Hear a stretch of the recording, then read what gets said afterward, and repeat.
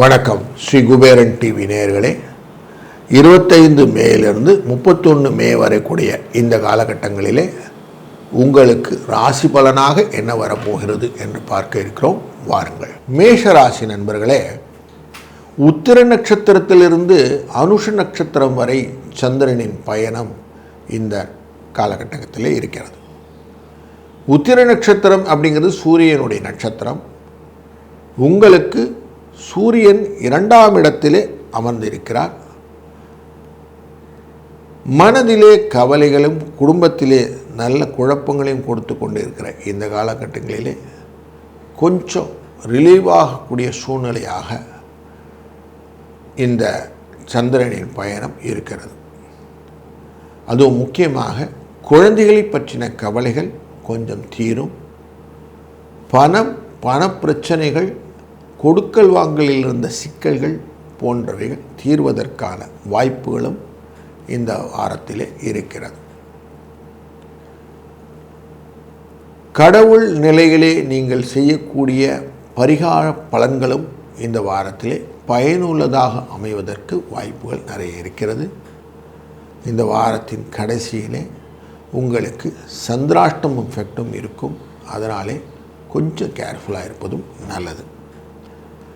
பல புதிய முதலீட்டு அனுபவங்களை மனதிலே கொண்டு வரக்கூடிய வாய்ப்புகள் இருப்பதனாலும், செவ்வாய் தைரியத்தை கொடுக்கக்கூடியவர் உங்கள் ராசிநாதன் ஆட்சியிலே அமர்ந்திருந்து உங்களுடைய 7ஆம் இடமான கலத்திரஸ்தானத்தை பார்ப்பதனாலே தொழிலிலே கலகங்கள் வருவதற்கான வாய்ப்புகள் இருப்பதை சற்றே எச்சரிக்கையுடன் இருப்பதும் நல்லது. சூரிய பகவானின் பார்வை உங்களுடைய அஷ்டமஸ்தானத்தை பார்ப்பதனாலே உடல் சோர்வும் அசதியும் வருவதற்கான வாய்ப்புகளும், குருவின் அருளாலே இவற்றிலிருந்து மீள்வதற்கான எண்ணங்களும் நன்காக அமைகிறது.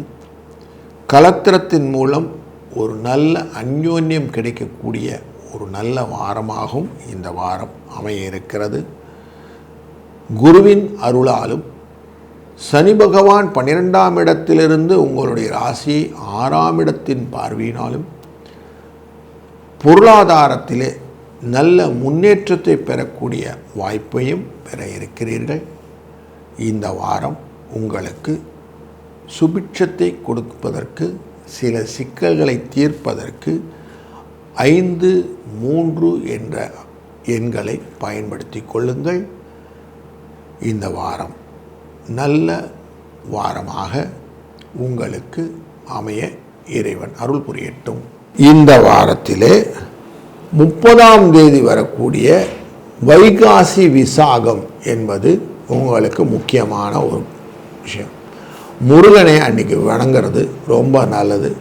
முருகனை வணங்குவதனால் என்னெல்லாம் பலன் உண்டு அப்படின்னாக்க, வீடு மனை வாகன சிக்கல்கள் தீரும், திருமண தடைகள் நீங்கும், குழந்தை பேர் இல்லவே இல்லை அப்படின்னு சொல்கிறவங்களுக்கு குழந்தை பேருக்கான வாய்ப்புகள் கிடைக்கும், கடன் தொல்லை நீங்குவதற்கான வாய்ப்புகள், உடல் ஆரோக்கிய செயற்பாடுகள் இதெல்லாம் வரும். விசாகம் அப்படின்னு உடனேயே திருச்செந்தூர் முருகனை வணங்குவதுன்னு மனதில் வந்துடணும்.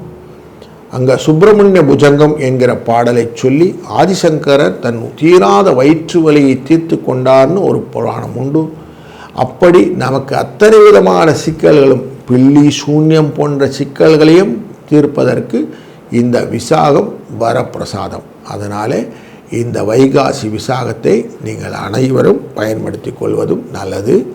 அதுபோல இந்த மாதத்திலே 31ஆம் தேதி அனுஷ நட்சத்திரம் அன்று காஞ்சி மாமுனியின் ஜெயந்தி விழா அன்று உண்டு.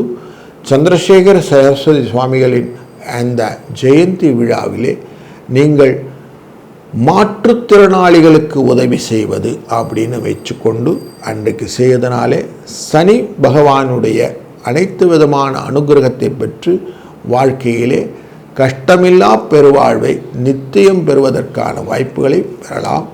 அதுபோல கடன் என்ற அந்த விஷயம் உங்களை விட்டு அகன்று போவதற்கு அன்றைய நாளிலே கடனில் ஒரு பகுதியாவது கொஞ்சம் திருப்பி கட்டுறத முயற்சி பண்ணுங்கள்.